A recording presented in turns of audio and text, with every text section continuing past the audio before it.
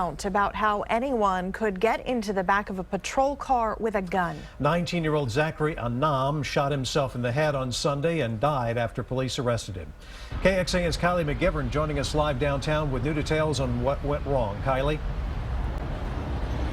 Well, Robert and Shannon, for the first time, we are learning the names of the officers involved. Ivan Wall has been with APD more than 10 years. He was the one transporting Zachary Anam. And John Ricker has been on the force more than 6 years, and he provided the transport. Now, the biggest question, of course, is how did this all happen? Now, Anam had multiple felony and misdemeanor warrants when he was arrested at Barton Creek Square Mall. And when officers arrived, he was in the custody of loss prevention officers at Macy's. Anytime APD takes over, anytime they take over custody, a thorough search is required. Now, this is regardless of if another officer has already searched.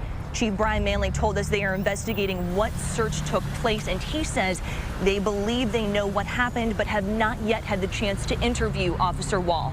Anam was handcuffed behind his back, seatbelt on, in the back of the patrol car. Now, once they got closer to downtown, the 19-year-old began talking about suicide, and Officer Wall told him about available resources at the jail. Chief Manley tells us that's when Anam said something along the lines of not knowing if he could wait that long. Police cameras captured the whole incident. What you can see on video is Mr. Anam is able to pull his arms. Again, you can lean forward in the seat. He is able to pull his arms around the right side of his body, almost to the front of his body, and lay down in the back seat, and therefore he is able to place his head in front of the muzzle of that weapon that he had.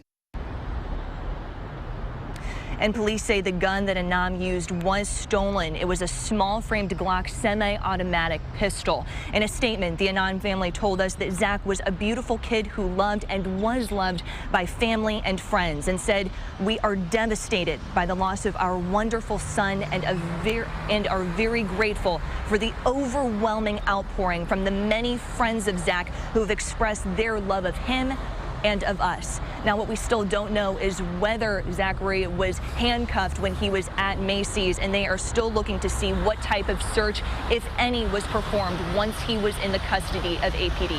Back to you. We were curious to know how common it is for someone to kill themselves while in police custody before they are booked into jail. Well, it happens more often than you might believe.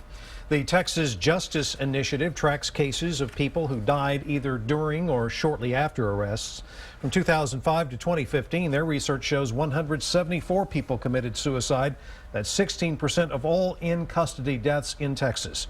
But most of those deaths happen before officers actually get the person into handcuffs. For example,